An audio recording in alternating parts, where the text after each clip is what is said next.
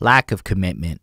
Feigning buy-in for group decisions creates ambiguity throughout the organization. I'll totally explain. Hello everybody, my name is HSR, and welcome to the series where we talk about the books we read. So I believe this is the third one so far. I'm not going to be the only one doing this. I know Chris is going to be coming through soon with a book review of his own. But today we are going to be talking about a book, The 5 Dysfunctions of a Team. So what happened is I saw that a bunch of my bosses got this book, so I got super curious. So I bought the book when I inevitably started this quest. I thought if my CEO thought this was super important enough that he bought it for my bosses, and etc., then perhaps there would be some interesting value in this as we try to put this team together and grow this behind that suit effort. So I bought this book, saw what it was about. So this is definitely a fun one, following up all those laws of power that were just talked about. So the first big chunk of this book, and something that's really awesome, I suppose, just as a break, is if you take a look, it's not like the biggest text or anything. It's like pretty small. It's pretty easy to go through those pages. You don't like feel overwhelmed. In fact, I read the entire thing in a day, beginning to end. It was like a breeze to go through. And part of it is because the book is broken into like two components. The first is like 70-80% of the book, like almost the first like 180-90 pages or whatever. And that is like this fictional story. So essentially we're introduced to Catherine, who is the newly appointed CEO of Company X. The name is so irrelevant. And she's been appointed with like fixing this team that is like not growing well. They're superstars, elite talent, but the team is not working very well. Then we get introduced to the roster. There's Jeff, he's the former CEO, Mikey, the head of marketing, Martin, the tech officer dude, JR, the super sales guy, Carlos, the support guy, Jen, the finance person, and Nick, the chief operating officer. So essentially you get the main pillars that make up your company. So as an interesting point for somebody who might not have a whole company right now, it's just interesting to see what the pillars that make up a company are. So there's already a huge educational value for anyone here who wants to like start doing their own thing, to kind of get an idea of how many different types of things you need to kind of get a little bit of information about. Anyway, my favorite part is as these characters are introduced, they're kind of described in certain ways. And like, if you work in a smaller company and you may know all the various VPs and higher-ups in your company, you can almost start to picture the various people and how so many of their characteristics that were stereotypical in this book may have matched up with certain people that you work for. So you kind of get this sense of being able to put like faces and names and stuff to these characters without like saying anybody's explicitly them, but it certainly adds a degree of interesting to the read when you can connect it to various people in your life. And if you can, I highly recommend doing that. It may allow you to have some empathy. Like I can tell you the one thing that I felt when I finished this book, before we like really jump into what it's about, is my CEO has a harder job than I ever imagined, and I have a lot more empathy and compassion for like what leadership is about. Like I thought it was a thing, and then the more I'm reading these books and the more I'm seeing what it like takes to establish effective and good leadership, holy crap, not such an easy task after all. So Catherine comes in and essentially decides that what this team needs, she like kind of like sits around silently for 2 weeks and just observes and shit, and then basically decides, well, I'll go in on a corporate retreat. And then she goes on the corporate retreat, and it's just this executive team, and they go through her like theory, these 5 pillars of whatever. I think it's trust, or I don't actually remember what they are. She draws a fucking triangle, and there's the 5 dysfunctions, right? It's the name of the damn book, Holden. But yeah, so there's the 5 dysfunctions, and she runs through them, draws them on a thing, and this retreat like plays out almost like you imagine how the bigwig meeting goes when everybody has an offsite meeting and all the management team goes away, and the arguments they may have, and the different types of characters and personalities clashing and stuff. Like, you can picture the quiet tech guy opening his laptop, ignoring everyone to go focus on productive stuff, or the support guy being the ultimate peacemaker, and things like that. It's just like, it just plays out, like everyone plays their character almost perfectly, and it really helps to express the actual dysfunctions they go through. So unlike, let's say, some of the other books that have in this style where it's like every chapter covers a specific topic, blah, blah, blah, this just tells a story for a while. And in that story, we find out that the bottom of the triangle is the absence of trust.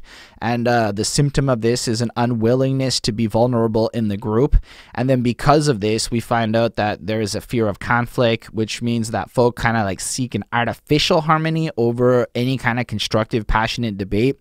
So because we don't trust each other, we don't trust that we can like handle each other's criticisms and honesty and etc.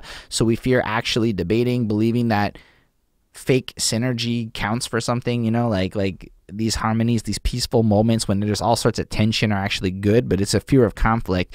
And because there's a fear of conflict, we end up with a lack of commitment, which is what I said at the beginning. So everyone pretends to contribute, but really there's a degree of ambiguity, as nobody's really honest and nobody really wants to fully commit in their hearts, which means nobody is accountable. So the next one is avoidance of accountability, and then is symptomatically described as ducking the responsibility to call peers on counterproductive behavior, which sets low standards. So what we're seeing here now is, because of all the other stuff, we don't actually go up to our colleagues and go, yo, you can do better, you should do better. We instead go, I don't want to deal with the argument, that's their thing, this is my thing, and we move on. And then the real icing on the cake is an inattention to results, which means people are so focused on their personal success, status, and ego before like the team's actual success, which means if we learn anything from sports and shit, which gets brought up, team effort ultimately does better for the team, and individual effort is bad for the team. And if everybody's trying to win, the team wins. And if individuals are trying to shine, the team might not like win as well. I mean, I think that's like the crux of most sports movies that are about that. Like, there's a whole bunch of them, not all of them, but there's a whole bunch of them about that. And anyway, so the book kind of goes through them discussing this, debating it, the implementation of some of these ideas, how certain team members leave, how other team members, you know, deal with the conflict, and how changes and stuff happen as they discover things about each other. And honestly, it's like the cheesiest damn movie you ever fucking like saw, but like in a book about these people. And it really works well to contextualize the ideas in a super tangible way, in a way that like makes me want to buy every one of these guys' books and see what he has to say, because it was so good. I don't know, like, it's easy to read, it's fun to read, and then the last like 30-ish 40 pages, it's still like easy to read, but it's a little bit less fun. It goes straight into like how to like play with these dysfunctions, certain quizzes to like diagnose your team to see if you're like, you know, need to work on any of these areas. So it kind of works into a little bit more of a practical implementation tool and gives you a sense of how to like gauge your team's success, etc. So I feel like there's a lot of practical value in the book just beyond the entertainment and knowledge value, since like a proper tool, it gives you something to act on it like immediately. So I don't know, if you have like a big team or whatever and there's dysfunction, this book is practical. If you want to learn more so you avoid pitfalls like me, this book is practical. I basically am saying here, I cannot recommend this book enough to anybody. It was like cheap, it was like 15 bucks Canadian, so like came over from Amazon, super easy, really small, and you know, not gonna be like excessive. It's just like, it's a really good read, like for the amount of information and the usefulness it got to like help me just even deal better with people in my life. Like you start to look at your girlfriend or whatever, or whomever else, your friends, and you start going, how can I work on these dysfunctions to create a better partnership with these people and, you know, increase the team. So any book that allows you to take the knowledge that's set up in a workplace kind of setting and transcend it into your life is okay by me. Anyway, that's all I really got to say about this book. So if you've read it, let me know how you feel about it. This is the third book in my series. I'm trying to hit 60 this year.